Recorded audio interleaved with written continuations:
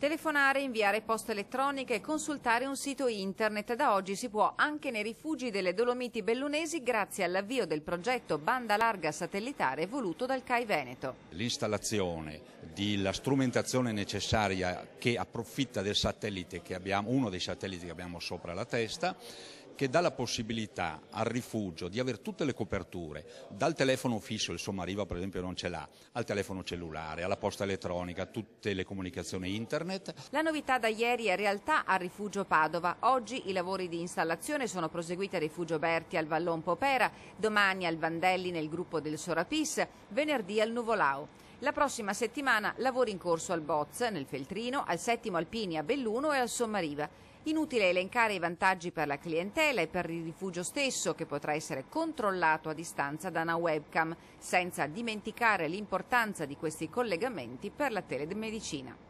A fianco dell'operazione dei defibrillatori che abbiamo fatto col SUEM, anche questo sarà importante.